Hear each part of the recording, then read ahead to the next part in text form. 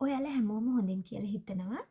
මුලින්ම ඔයාලා හැමෝටම ස්තුති කරන්න ඕනේ. මොකද ඔයාලා මගේ කලින් වීඩියෝ එක බලලා ගොඩක් අය ලයික් දාලා තිබ්බා. ඒ වගේම ගොඩක් අය සබ්ස්ක්‍රයිබ් කරලා තිබ්බා. ඒ හැමෝටම ගොඩක් ස්තුතියි. එහෙමනම් මං හිතනවා ඔයාලා කලින් වීඩියෝ එක බලලා මේ බ්ලැන්කට් එක ගොතන්න පටන් ගන්න ඇති කියලා. ඒක ටිකක් කාලයක් ගත වෙන දෙයක්. ඒ වුණාට ඔයාලට පුළුවන් ඒක ටික හරි ගොතලා ඒක ලස්සනට ඉවරයක් කරන්න. මං පොරොන්දු වෙච්ච විදිහටම මේ වීඩියෝ එක අරගෙන ආවේ. මේ ඔයාලට පේනවා ඇති. දැන් අපි මේක ගොතලා ඉවර වුණාට පස්සේ අපි මේ වටේට රෝස මල් එක්කම මේ වටේට යන කොළපේලිය ගොතා ගන්න ඕනනේ. ඒක කියලා දෙන්න තමයි මං මේ වීඩියෝ එකෙන් අද ඔයාලට අරගෙන ඉන්නේ. මොකද මට මේ වීඩියෝ එකට මං කලින් මේ බ්ලැන්කට් එක ගොතද්දි ඒකෙදි මට වීඩියෝ කරගන්න හම්බ වුණේ නෑ. මේ කොළපේලිය කොහොමද ගොතන්නේ කියලා.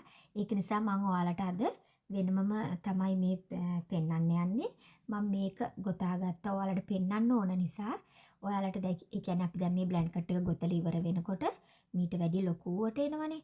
එහෙම නැතු ඒ එන්නේත් මේ විදියම රටාවෙන් තමයි. දැන් ඔයාලට පේනවා ඇති මම මේ පුංචියට තාම ගොතාගෙන තියෙන්නේ. දැන් මම පෙන්වන්නම් මේ වටේට කොහොමද මේ කොළපේලිය කොළ පාටින් ඔයාලා ගොතාගන්නේ කියලා. ඒක මුකුත් වෙනසක් වෙන්නේ නැහැ ඔයාලගේ ලොකු පොඩි කියන එක. මේ එකම විදියට තමයිනේ ඔයාලා ඉවර වෙනකම්ම මේ බ්ලැන්කට් එක ගොතාගන්නේ. ඉතින් අර රටාව තමයි ඔයගොල්ලෝ අඳුර ගන්න ඕනේ. ඒ රටාව මම හොඳට විස්තර කරා කියලා හිතනවා කලින් වීඩියෝ එකේදී. මේ වීඩියෝ එකට අලුත් මේ මගේ channel එකට අලුත් කවුරු හරි ඉන්නවනම් ඔයාලට පුළුවන් මගේ කලින් වීඩියෝ එක බලලා ඒ ගැන මේ දැනුවත් වෙන්න. ඒ ගැන ඉගෙන ගන්න පුළුවන්. හරිම ලේසියෙන් මම ඒ දේ කරන්න පුළුවන් විදිය තමයි ඔයාලට කියලා දුන්නේ. එහෙමනම් මම දැන් කියලා දෙන්නම් අපි මේ කොහොමද මේ වටේට මේ කොළ තියෙන මේ කොළ පාටින් ගිය කොටස ඉස්සෙල්ලාම ගොතා ගන්න කියලා. දැන් ඔයාලා දන්නවා අපි බ්ලැන්කට් එක ඉවර වුණාට පස්සේ ගොතලා සම්පූර්ණයෙන් ඒ කියන්නේ අපිට කැමති ප්‍රමාණයට ගොතලා ඉවර වුණාට පස්සේ අපි මේ යාන් එක කපලා ඒක ඉදිකටුවකට දාලා මේක මහ ගන්න ඕනේ. ඒ කියන්නේ ඒක පේන්නේ නැති වෙන්න හදා ගන්න ඕනේ. ඊට පස්සේ දැන් මට මම අද මේකෙදි මෙතන නූල කපන්න යන්නේ නැහැ. මොකද මට මේක තාම ගොඩක් තව ලොකුවට මහ ගන්න ගොතා ගන්න ඕනේ. ඒක නිසා මම ඒක එහෙමම තියලා මම වෙන තැනකින් පටන් අරන් ඔයාලට පෙන්නන්නම්. කොහොමද කියලා අපි කොළ පාට කොටස කොළපේලිය මහගෙන ගොතාගෙන යන්නේ කියලා. අපි බලමු. දැන් අපි මෙතනින් පටන් ගන්නවා කියලා හිතන්නකෝ. දැන් මෙතනින් අපිට ඒ ඉවර වෙච්ච තැනින් ඔයාලා පටන් ගන්න. දැන් මේ විදියට මුලින්ම අපි කරන්න ඕනේ මේ විදියට ගන්න ඕනේ. මෙතනින් මුලින්ම ගැටයක් දා ගන්න ඕනනේ. ඒක මේ විදියට අරන් මෙහෙම දා ගන්නවා. ඊට පස්සේ ඔයාලා කරන්න ඕනේ මේ චේන් එක. ඔයාලා දැන් දන්නවා දම්වැල ගොතන්නේ කොහොමද කියලා.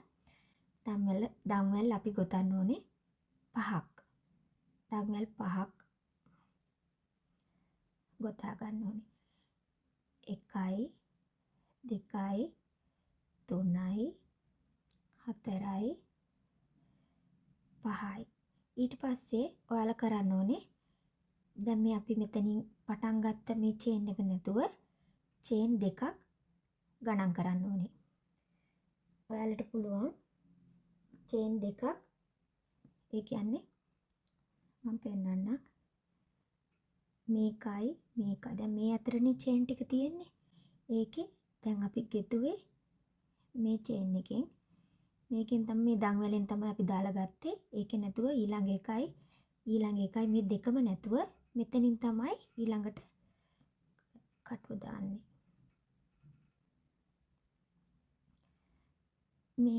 මේකයි නැතු දෙකක් ඇරලා මෙතනින් දැන් අපි 5ක් ගොතා ගත්තට පස්සේ තුන්වෙනි එකෙන් මේ විදියට යන්න එක පටලලා ගන්නවා. පටලලා අරන් ඔයාලා මෙන්න මෙහෙම එළියට ගන්නවා. දැන් එතකොට මේක මෙතනින් මේ විදියට එකතු වෙනවා. ඒ වගේම ඊළඟට තව 5ක් ගොතනවා. 1යි 2යි 3යි 4යි 5යි. ඊට පස්සේ දැන් අපි තව පහක් ගොතා ගත්තා. ඒ පහ ගොතලා ආයෙමත් 1යි 2යි මේ දෙකක් ඇරලා තුන්වෙනි එකේ මේ විදියට දාලා ගන්නවා. අර මේ විදියට අරගෙන ඒක එහෙම මෙහෙම පන්නලා ගන්නවා.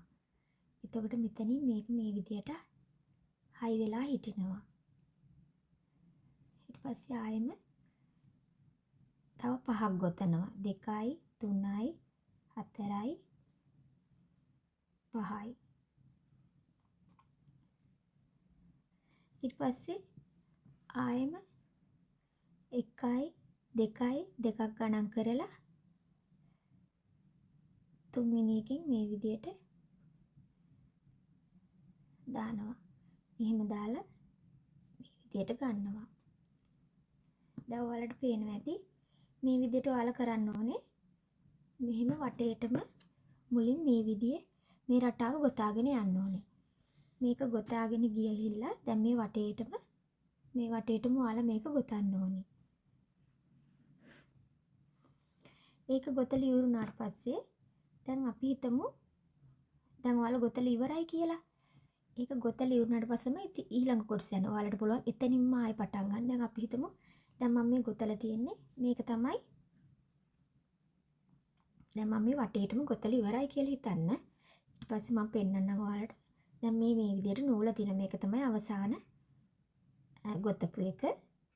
එහෙමනම් දැන් ඔයාලා කරන්න ඕනේ අපි දැන් මේ කොලේ ඉතිරි කොටස ගොතා ගන්න හදන. ඒ කියන්නේ ඔයාලට මම පෙන්නන්න මේ තියෙන්නේ මේ කොටස ගොතා ගන්න හදන්නේ.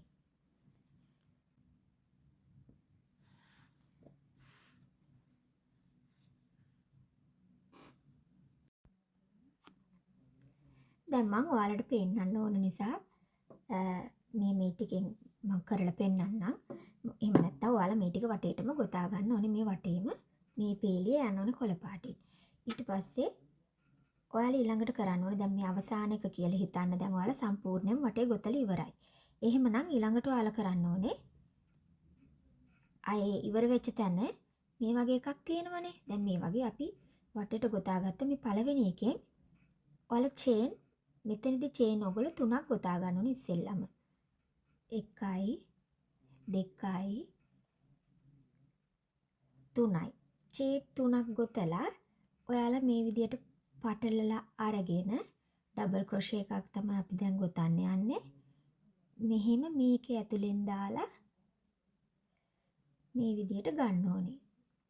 මේ විදියට අරගත්තාම ඔයාලට මෙතන පටි 3ක් එනවා. ඊට පස්සේ මෙහෙම පටලලා අරන් දෙකක් පන්නනවා. ඊට පස්සේ ආයෙත් ඉතිරි දෙකෙන් පන්නනවා. ඊට පස්සේ ආයෙම එක චේන් එකක් මෙතන තව ධම්මලා ගොතා ගන්න ඕනේ. ඊට පස්සේ ආයෙත් මෙහෙම පටලලා අරන් මේ විදියට දාලා මෙහෙම ගන්නවා. ඩබල් ක්‍රොෂේ තව එකක් ගොතනවා. මේ විදියට පටලලා ගන්නවා. දෙකක් පැන්නුවා. ඉතිරි දෙකක් පැන්නුවා. ඊට පස්සේ ආයෙම මෙතනට තව චේන් එකක් ගොතනවා. ඊට පස්සේ ආයෙම මේ විදියට පටලලා අරන් මේක ඇතුලෙන් දාලා මෙහෙම අරගෙන දෙකක් පැන්නුවා. ඉතිරි දෙක පැන්නුවා. අපි මේ ඩබල් ක්‍රොෂේ එක ගොතන්නේ. ඊට පස්සේ තව චේන් එකක් දානවා. දැන් අපි මෙතන හතරක් තියෙනවා. මේ පළවෙනියට අපි ගොතපු තුනත් එක්කම මේ චේන් තුනෙන් හදාගත්ත එකත් එක්කම 1යි 2යි 3යි 4යි අපි තව ඩබල් ක්‍රොෂේ එකක් දාන්න ඕනේ.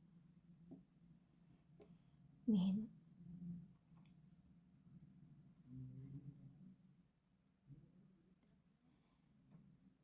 මේ විදියට මේ පැත්තේ එක නැතිව මැද මේ විදියට හතරක් තියෙනවා. ඊට පස්සේ ඔයගොල්ලෝ කරන්න ඕනේ නැවතත් චේන් 3ක් ගොතන්න ඕනේ. 2යි 3යි.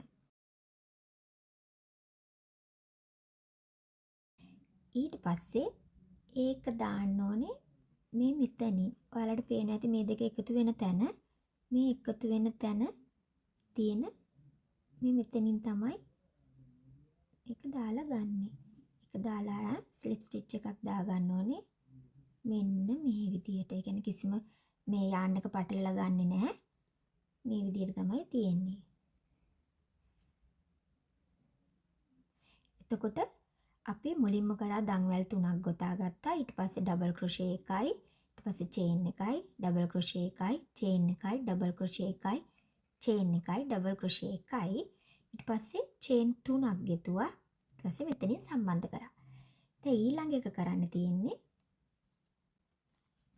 ඊළඟ එක මේ විදියට චේන් මේ දම්වැල් ගොතා ගන්න ඕනේ 7ක්. 2යි 3යි 4යි 5යි 6යි 7යි.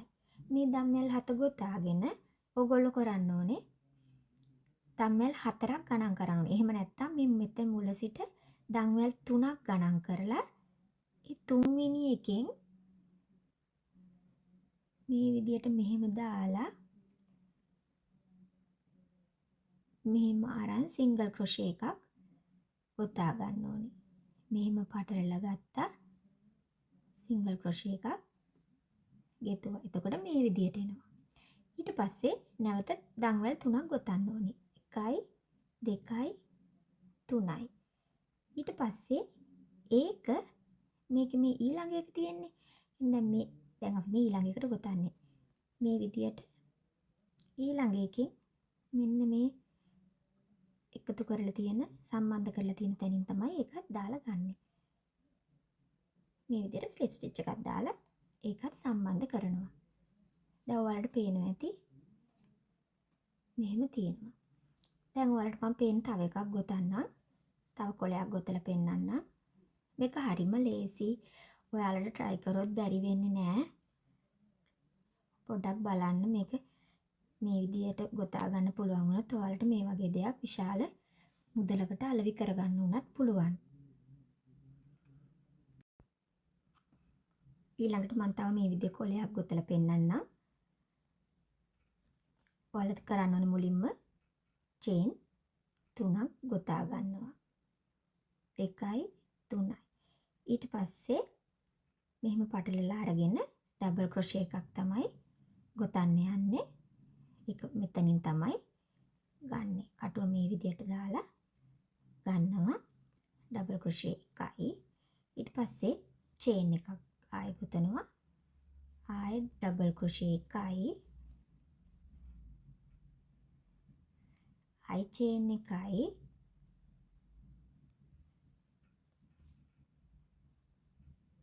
ඩබල් ක්‍රොෂේ එකයි. චේන් එකයි. ඩබල් ක්‍රොෂේ 4ක් ගොතා ගන්න ඕනේ මෙතනට. ආයෙමත් ඩබල් ක්‍රොෂේ එකයි. අපි ඩබල් ක්‍රොෂේ 4ක් ගෙතුවා. ඊට පස්සේ කරන්න ඕනේ චේන් 3ක් ගොතා ගන්න ඕනේ. කියන්නේ ඩබල් ක්‍රොෂේ 4 ගොතලා ඉවරුනාට පස්සේ චේන් 3ක් ගෙතුවා. ඒක මේ ඊළඟ එක පටන් ගන්න තැනින් තමයි සම්බන්ධ කරන්නේ. මේ වලට මෙහෙම කරපුවාම පේනවා අපි කොතනින්ද මේක ගන්න ඕනේ කියන එක. මෙහෙම අරන් මෙතනදී කිසිම විදියකට මේ යාන් එක පටලලා ගන්නෙ නෑ. ඒක එහෙමම එළියට ගන්න. දෙකයි. ඊට පස්සේ මම තව එකක් මේක ඊළඟ එකත් ගොතලා පෙන්නන්නම්. ඊළඟ එකට අපි කරන්න ඕනේ 7ක් ගොතා ගන්න ඕනේ චේන් 7ක්. 1යි 2යි 3යි 4යි 5යි 6යි 7යි. ඒ 7 ගොතලා ඉවරලා ඊට පස්සේ කරන්න ඕනේ මෙතනින් 3ක් ගණන් කරලා තුන්වෙනි එකෙන් මේ විදියට දාලා අරන් ඩබල් ක්‍රොෂේ එකක් සිංගල් ක්‍රොෂේ එකක් ගොතනවා. එතකොට මෙහෙම එනවා. ඊට පස්සේ ආයෙම චේන් 3ක් ගොතලා ඒක ඊළඟ එකේ මෙහෙම මුලින් සම්බන්ධ කරනවා. මම හිතනවා ඔයාලට හොඳටම පැහැදිලි වෙන්න ඇති. දැන් ඔයාලා කරන්න ඕනේ මේක දිගටම මේ විදියට ගොතාගෙන යන එක. මං හිතනවා දැන් ඔයාලට හොඳටම තේරෙන්න ඇති. ඔයාලා ඔයාලගේ කැමති ප්‍රමාණයට බ්ලැන්කට් එක ගොතාගෙන ඊට පස්සේ මේ විදියට කොළපේලියක් වටේට ගිහිල්ලා ඊට පස්සේ තමයි ඔයගොල්ලෝ රෝස මල ගොතා ගන්න ඕනේ. මම රෝස මල ගොතන හැටිත් මේ වීඩියෝ එකෙන් කියලා දෙන්නම්. එහෙම නැත්නම් ඊළඟ වීඩියෝ එකෙන් ඒ ගැන කියලා දෙන්නම්. ඔයාලට තව දෙයක් මම කියන්නම්. මේ රෝස මල් විතරක් නෙවෙයි ඔයාලට මේ සඳහා කැමති විදිහේ එක විදිහේ ගොතා ගන්න පුළුවන් ලස්සන මල් වර්ග තියෙනවා. ඒ මල් පේලියක් වුණත් වටේටම ගොතා ගන්න පුළුවන්. මේ රෝස මල කියන එක තමයි මේක ලේසියෙන් ගොතන්න පුළුවන්. කියන්නේ ඕනම කෙනෙක්ට ගොතා ගන්න පුළුවන්. එච්චර වැඩි හිතන්න දෙයක් නැහැ. එකම විදිහේ මැහුමක් යන්නේ. ඒක නිසා මේක තමයි ඔයාලා පටන් ගන්නවා නම් ඉස්සෙල්ලාම කරන්න ලේසියෙන් පුරුදු වෙන්න පුළුවන් දේ තමයි මේ රෝස මලක් මේ වටේට ගොතාගෙන යන එක. එහෙම නැත්නම් මම තව ඔයාලට කියලා දෙන්නම් මේ වගේ මල් උනත් අපිට මේ වටේට ගොතාගෙන යන්න පුළුවන්.